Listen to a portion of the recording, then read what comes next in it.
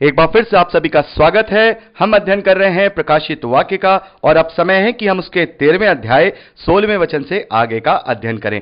अब तक हमने जो अध्ययन किया उसमें हमने देखा, पहले वचन से लेकर 9वें वचन तक हमने एक पशु को देखा जो समुद्र में से निकला था और हमने वहां ये जाना कि ये जो पशु है ये शैतान के वो अधिकारी होंगे, वो लोग होंगे, वो मसीह विरोधी होंगे जो 10 महाशक्ति राष्ट्रों के रूप में और 7 भ्रष्ट कलीसियाओं के रूप में होंगे जो एक साथ मिलकर मसीह विरोधी मूवमेंट चलाएंगे और मसीह विरोधी प्रचार करेंगे। यह 3.5 साल तक चलेगा और उसके बाद हम जब दूसरे पशु को देखते हैं जो पृथ्वी में से निकलता है और उसके मेमने जैसे 2 सींग हैं, वो अजगर के समान बोलता है, तो यह असली एंटी क्राइस्ट होगा, जो एक पुरुष होगा, जो एक मनुष्य होगा, जो सिंगुलर मनुष्य होगा। अभी तक जितने भी हमने मूवमेंट देखे वो कोई एक मनुष्य नहीं है, वो अलग अलग संस्थाएं, अलग अलग शक्तियां, अलग अलग पावर्स, अलग अलग छोटे छोटे लोग जो मसीह का विरोध कर रहे थे वो थे। लेकिन जो असली पाप का पुरुष और विनाश का पुत्र, जिसे असली मसीह विरोधी के विषय में हम जानते हैं, जिसे हम इंग्लिश में एंटी क्राइस्ट कहते हैं,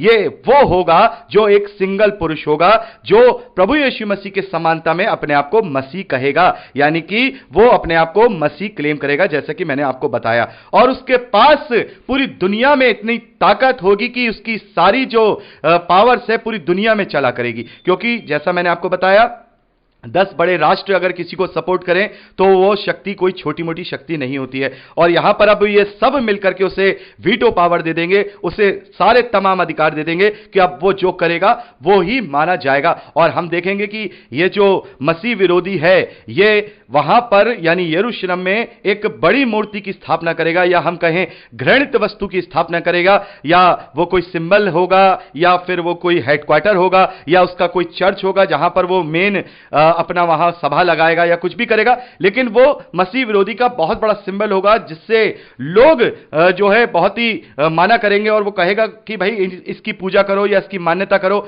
और जो लोग उसका विरोध करेंगे, क्योंकि जो सच्चे मसीह विश्वासी होंगे वो तो विरोध करेंगे, वो तो समझ जाएंगे कि भाई ये घृणित वस्तु है, हमें इसको नहीं मानना है, ये गलत पंथ है, तो वो उन्हें मरवा डालेगा। जैसे हमने अभी पढ़ा कि उसे मूर्ति की, उस पशु की मूर्ति में प्राण डालने का अधिकार दिया गया कि पशु की मूर्ति बोलने लगे और जितने लोग उस पशु की मूर्ति की पूजा ना करें उन्हें मरवा डाले। तो ये सिंबॉलिक लैंग्वेज में लिखा हुआ है, सचमुच में कुछ बोलने नहीं लगेगा। बोलने लगेगा मतलब यह है कि उसको इतना वहां पर वो इतनी शक्तिशाली चीज बना रहा होगा कि पूरी दुनिया के लोग उसका सपोर्ट करेंगे कि हां यह चीज बननी चाहिए।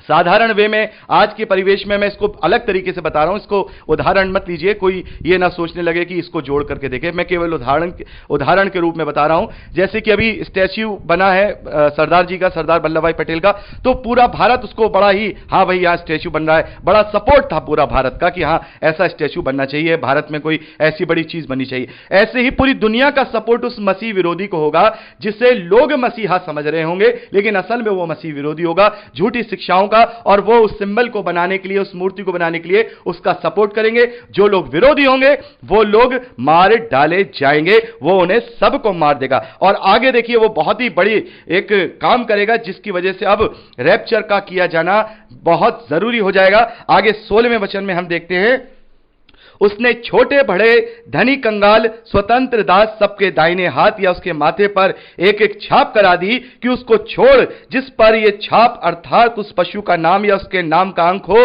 अन्य कोई लेन देन ना कर सके। तो मेरे प्यारे भाई बहनों, अब ये जो मसीह विरोधी होगा अब ये नया उत्पीड़न शुरू करेगा। अभी तक तो वो क्या कर रहा है कि लोगों से कह रहा है कि भाई इसे मानो, तो लोग मान रहे हैं तो वो छोड़ दे रहा है, वो नहीं मान रहे हैं तो उन्हें मरवा डाल रहा है। तो हो सकता है उस वक्त ये हो कि लोग झूठे मुंह से मान ले रहे हो जान बचाने के लिए और अंदर के दिल से नहीं मान रहे हो, और वो कहे कि भाई तुम इसे मानते हो, वो कहेगा हाँ मानते हैं, तो उसे छोड़ दिया गया। लेकिन असलियत में वो नहीं मानता है, तो इसने एक नया तरीका निकाला। इसने ये नया तरीका निकाला कि अब इसने पूरी दुनिया में एक नया कानून निकाल दिया।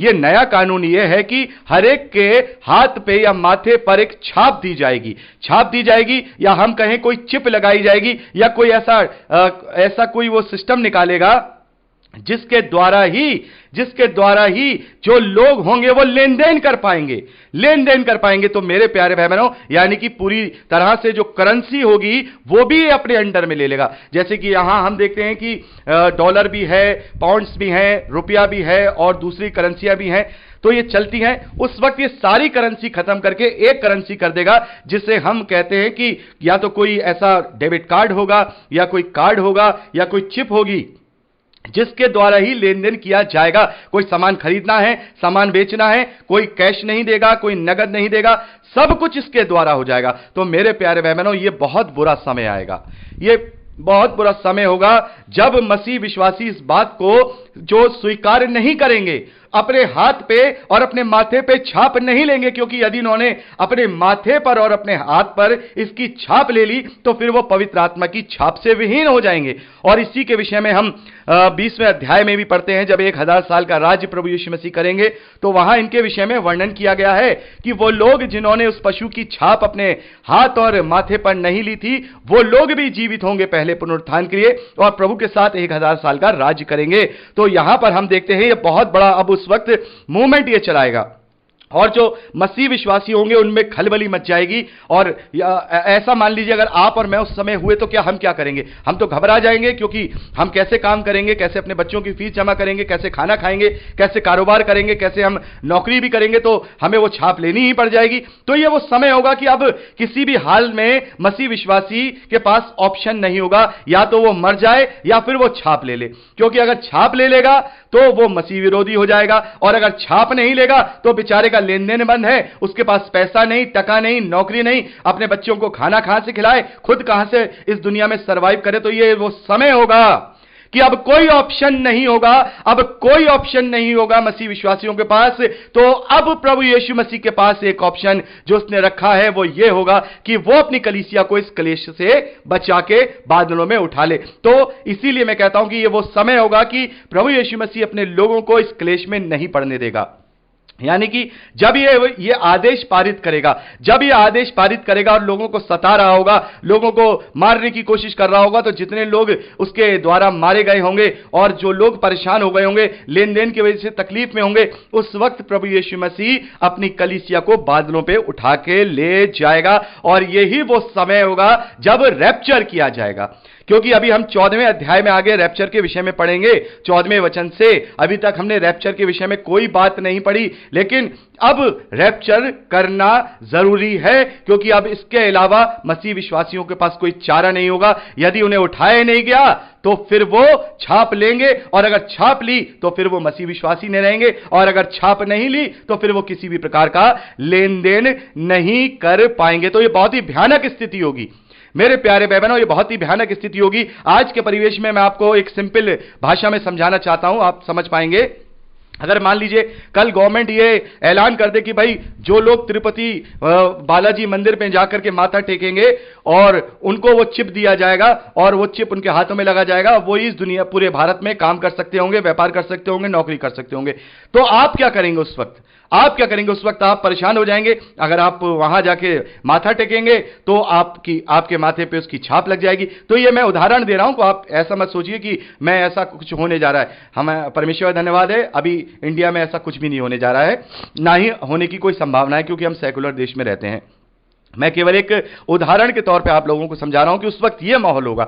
तो यह उस समय होगा जब वो अपनी छाप, अपने नाम की और अपने अंक की छाप उस वक्त लोगों के माथे पर और दाहिने हाथ पर लगाएगा, और जो कोई लगवाएगा तो वो लेन देन कर पाएगा, नौकरी कर पाएगा, और जो नहीं लगवाएगा वो मार डाला जाएगा, या फिर वो भूखा रहेगा, तो या फिर वो नौकरी वोकरी कुछ नहीं कर पाएगा। तो ये बहुत ही भयानक समय होगा। आगे 18वें वचन में लिखा है, ज्ञान इसी में है कि जिसे बुद्धि हो वो इस पशु का अंक जोड़ ले, क्योंकि वह मनुष्य का अंक है और उसका अंक 666 है। तो यहां पर उसका एक सिंबॉलिक तरीके से एक अंक भी यूहन्ना को बताया गया है। उस मसीह विरोधी का जो अंक होगा वो 666 6 यानी कि 666 होगा। और यहां पर यूहन्ना कहते हैं कि इस अंक को जोड़ लो, यह उसका अंक का चिन्ह होगा। तो मेरे प्यारे भाई बहनों, भविष्य में यदि ऐसी कोई चिप या ऐसी कोई बात निकल के आए और उसमें अगर हमें 666 का कोई भी वर्णन मिले, तो हम उस वक्त यह समझ जाए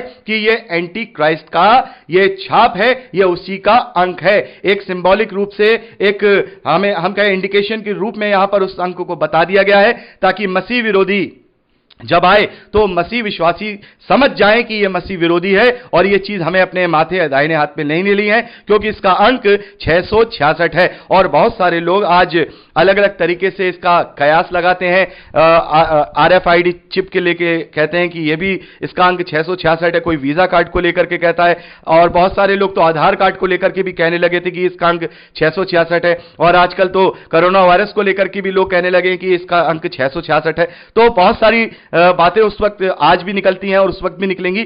लेकिन मैं आपको बताना चाहता हूं कि जब यहां 18वें वचन में यहां साफ तौर पे अंक बताया गया है, तो फिर कोई अटकल की बात उस वक्त नहीं होगी, क्योंकि अंक को देने का मतलब ही यहां पर यह है ताकि मसीह विश्वासी आसानी से समझ जाएं कि यह जो चिप है, यह जो छाप है, यह मसीह विरोधी की है।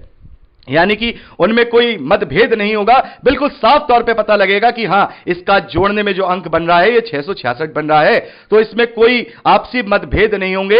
अगर मतभेद होते तो यहां पर यह बात नहीं बताई जाती, क्योंकि यूहन्ना इस बात को यहां लिख रहे हैं कि बुद्धि उसी में है जो इस पशु का अंक जोड़ ले, क्योंकि वह मनुष्य का अंक उसका अंक 666 है, यानी कि 666 है। तो मेरे प्यारे भाई बहनों, यहां पर हमने मसीह विरोधी का वर्णन देखा, और ये वो समय होगा जब बिल्कुल अंत का दिन खत्म हो जाएगा।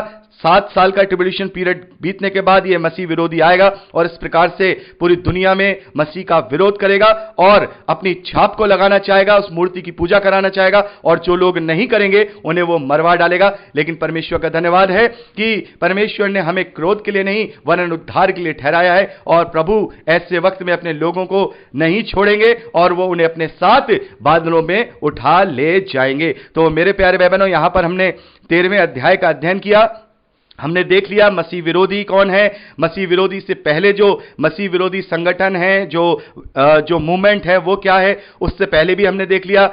2 गवाहों के रूप में जो 3.5 साल का जो हम देखते हैं पीरियड है। तो एक ओवरऑल तरीके से मैं आपको दोबारा से रिपीट कर देना चाहता हूं कि कैसे कैसे अंत के दिनों में इन वचनों के अनुसार होगा। हम देखेंगे, पहला एक कोई शक्ति उठेगी जो कि इस धरती पर अपना प्रभाव डालने की कोशिश करेगी, जो अतः कुंड का राजा है। 5वीं तुरही को फूके जाने में जो पीड़ा होगी उसी के द्वारा दी जाएगी। उसके बाद देखते हैं उसी शक्ति के द्वारा बहुत ही बड़ा आतंकवाद का हम वहां रूप देखते हैं कि 20 करोड़ से भी ज्यादा जो फौज है दिखाई देती है, वो समस्त मानव जाति में ऐसा आतंकवाद फैलाएंगे कि वहां पर हम देखेंगे 1/3 मनुष्य मारे जाएंगे। और उसके बाद 7वीं तुरही फूकी जाएगी, और 7वीं तुरही को फूके जाते ही 3.5 साल का महाक्लेश का समय लगेगा, जिसमें परमेश्वर अपने 2 गवाहों को इस धरती पर भेजेगा। वो 3.5 साल तक भविष्यवाणियां करेंगे, और साथ ही जो मसीह विरोधी शक्ति होगी, जो अतः कुंड का राजा होगा, वो उनका विरोध करेगा, उन पर जय पाकर के उन्हें मार देगा, और पूरी दुनिया के देखते देखते ही वो जिंदा हो जाएंगे, बादलों में उठाए जाएंगे, और एक बार फिर से सब परमेश्वर की महिमा करेंगे। और इस प्रकार से उस शक्ति को बहुत बड़ा झटका पड़ेगा। और फिर उसके बाद हम देखेंगे अगला जो 3.5 साल का पीरियड है, वहां पर हम देखते हैं कि 10 बड़े राष्ट्र एक हो जाएंगे। 10 बड़े राष्ट्र मिलकर के उन भ्रष्ट कलीसियाओं को सपोर्ट करेंगे, उस कलीसिया को भी सपोर्ट करेंगे जिसने उन 2 गवाहों को मारा था, और उन्हें सपोर्ट करके एक बड़ा मूवमेंट चलाएंगे। 3.5 साल तक पूरी दुनिया में गलत झूठी शिक्षाओं का वहां पर प्रचार करेंगे, और उनमें से ही एक बहुत बड़ा शक्ति के रूप में एक मनुष्य उत्पन्न होगा जो मसीह विरोधी होगा, जो अपने आप को मसीह कहेगा, और उसके पास पूरी पावर होगी उन 7 संस्थाओं की, उन 10 देशों की, पूरी दुनिया की सारी पावर उसके पास होगी। और एक वो बहुत बड़ा कोई चिन्ह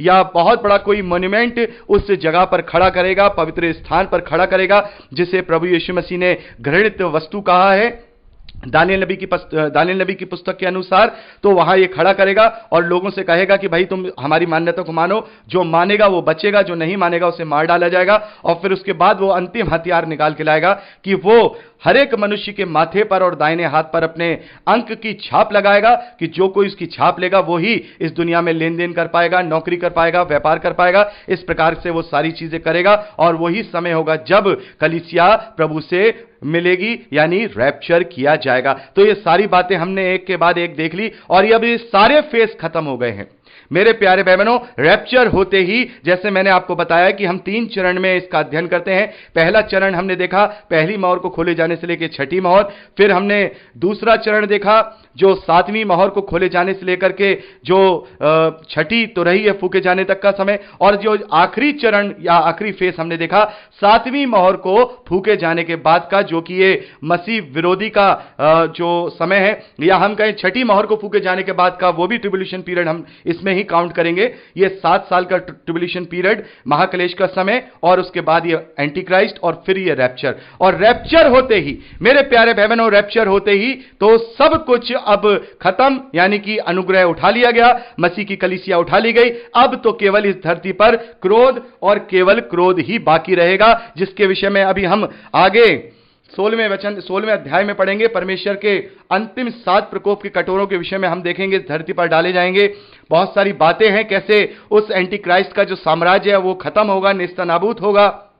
कैसे हम देखेंगे कि जो रैप्चर के विषय में भी यहां पर बताया गया है, और उस समय क्या क्या चीजें होंगी। बहुत कुछ ऐसी हैं जो बहुत ही दिलचस्प चीजें हम देखेंगे अभी 14वें अध्याय, 13वें अध्याय और माफ कीजिएगा 14वें अध्याय, 15वें अध्याय में। और उसके बाद 7 कटोरों का जो वर्णन है वो बहुत ही दिलचस्प है कि वो कैसे कैसे प्रकोप परमेश्वर के द्वारा वहां डाले जाएंगे, कैसे मसीह विरोधी का साम्राज्य खत्म होगा और कैसे उसका साम्राज्य गिरा दिया जाएगा। 17वें अध्याय के अनुसार बड़ी वेश्या का हम वहां वर्णन देखते हैं, बेबीलोन का पतन, कैसे उसका पूरा उस देश का, उस साम्राज्य का पतन होगा। यीशु मसीह का द्वितीय आगमन फिर हम देखेंगे। तो मेरे प्यारे भाई बहनों, जैसा कि मैं आपको पहले भी बता चुका हूं कि रैप्चर और द्वितीय आगमन ये दोनों अलग अलग घटनाएं हैं। तो इस समय तो रैप्चर किया जाएगा और इसके बाद जब प्रकोप के कटोरे पूरे डाल दिए जाएंगे इस धरती पर, तब प्रभु यीशु मसीह महिमा में इस धरती पर अपने द्वितीय आगमन के साथ अपने पूरे लोगों के साथ इस धरती पर आएंगे और उसके मुंह से जो चोखी तलवार निकलेगी वो उन सभी मसीह विरोधियों को नष्ट और खत्म कर देगी। तो हमने यहां पर पूरा 13वां अध्याय का अध्ययन कर लिया और अब हम परसों 14वें अध्याय से आगे का अध्ययन करेंगे। प्रभु आप सबको बहुतायत की आशीष दे, अपने वचन में प्रबल करे। यीशु के सामर्थी नाम में आमीन। Praise the Lord.